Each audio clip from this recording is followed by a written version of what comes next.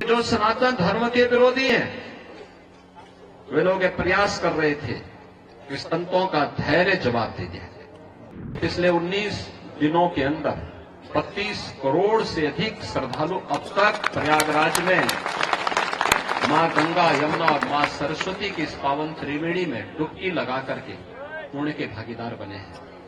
कुछ लोग लगातार गुमराह करके सनातन धर्म के खिलाफ हर एक मुद्दे पर षड्यंत्र करने से बाज नहीं आते। आप सभी पूज्य सज्जन सनातन धर्म के आधार स्तंभ हैं।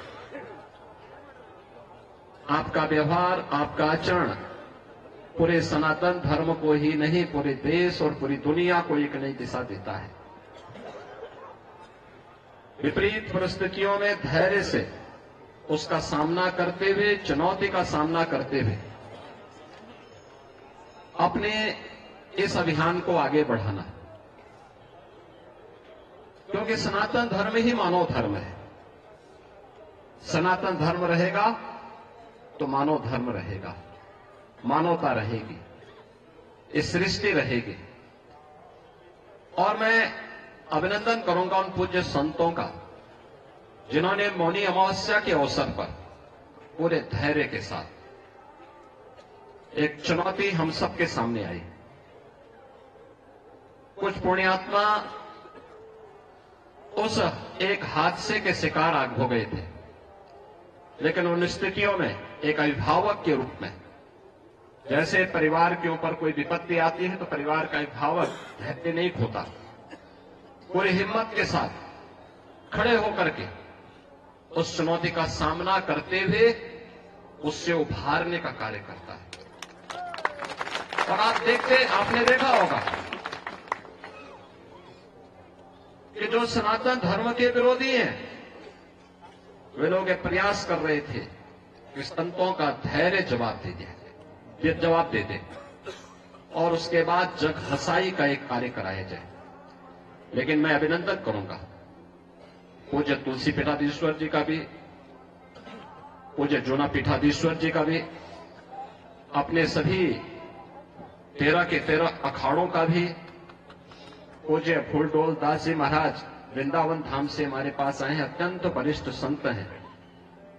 इन सभी पूज्य संतों का जिन्होंने उन स्थितियों में पूरे महाकुंभ के आयोजन को अपना आयोजन मान करके पूरे धैर्य के साथ परिस्थितियों का सामना करते हुए पुण्यात्माओं के प्रति विनम्र श्रद्धांजलि भी की और मां गंगा के प्रति, महाकुंभ के प्रति अपने दायित्वों का निर्वहन करने के लिए भी अपने उत्तरदायित्व का पूरी श्रद्धा, पूरी निष्ठा के साथ निर्वहन करते हुए इस आयोजन को सकुशल आगे बढ़ाए। इसी का परिणाम है कि पिछले 19 दिनों के अंदर 32 करोड़ से अधिक श्रद्धालु अब तक प्रयागराज में मां गंगा, यमुना और मां सरस्वती की इस पावन त्रिवेणी में डुबकी लगा करके पुण्य के भागीदार बने हैं।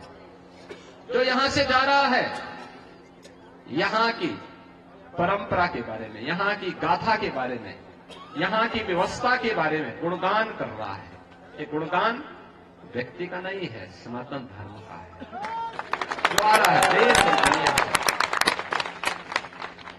लेकिन हम लोगों को ये भी देखना होगा, कुछ लोग लगातार गुमराह करके सनातन धर्म के खिलाफ हर एक मुद्दे पर षड्यंत्र करने से बाज नहीं आते। और आज से नहीं, बहुत पहले से हम लोग देखते रहे। राम जन्मभूमि से, राम जन्मभूमि मुक्ति आंदोलन के दौरान भी ये सभी पूज्य संत जन उस समय के भी साक्षी हैं। वे लोग उस समय, उनका व्यवहार, उनका चरित्र उस समय भी जग जाहिर था और आज भी है।